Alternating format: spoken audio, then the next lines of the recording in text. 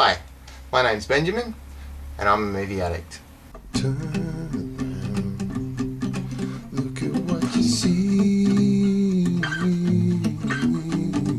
in a face, mirror of your dreams.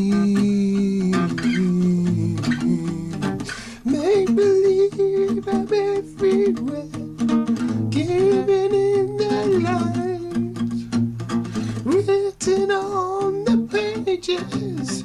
It's the answer to a never-ending story. In 1984, Wolfgang Peterson turned a bunch of kids into little goth freaks with the Neverending Story. Bastian is a kid that lives with his widowed father and gets picked on at school. On the way to school, he gets bullied yet again and hides in a bookstore. The video arcade is down the street. Here we just sell small rectangular objects. They're called books. I know books!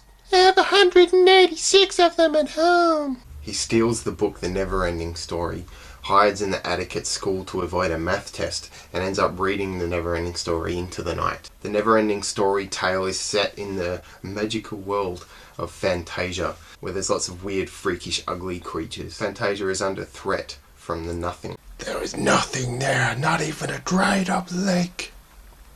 A hole would be something, but there was nothing. The nothing is a fairly existential idea. You know, something comes from being real and tangible, and it doesn't just, get destroyed or killed. It turns into nothing, and here I am with my little 6-year-old brain trying to wrap my head around this, and it was really scary. The other scary thing is this freaky wolf thing that works for the nothing, which is completely horrifying. Atreyu, this little boy girl, is the hero of the story, and he gets on his horse Artex and goes on his mission to save Fantasia from the nothing. Not long after he's left, he enters the swamps of sadness, and this is where his horse dies. Come on! Artex! Fight against the sadness, Artex! Not only are we watching the saddest thing ever, a kid losing his horse, watching it die in front of him. It's not just a horse dying, it's a horse dying because it's too sad. Artex, please! You're letting the sadness of the swamps get to you. You have to try. You have to care for me. You're my friend. I love you. I think my 6-year-old brain probably exploded at this moment with, fountains of tears gushing from my eyes. Just when you think all hope is lost, Atreyu meets Falkor, the pedophilic luck dragon. I like children. Atreyu needs to make it through many trials and tribulations, one of them being walking through these really breasty statue gate things with excessive breast size. The nothing actually takes Fantasia over and makes the whole planet break apart. Atreyu makes his way to the childlike Empress, and that's where his true mission is revealed. He is very close, listening to every word we say.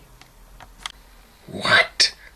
Atreyu had to go through all of these horrible things so that Bastian would follow the story along and be able to save the day. Just as he is sharing all of your adventures, others are sharing his. They were with him when he took the book. Hang on, back up a minute. Let's just hear that one more time. Just as he is sharing all of your adventures, others are sharing his. So the Empress is not only referring to Bastian reading a novel, but she's referring to us, the audience, watching Bastian reading the novel.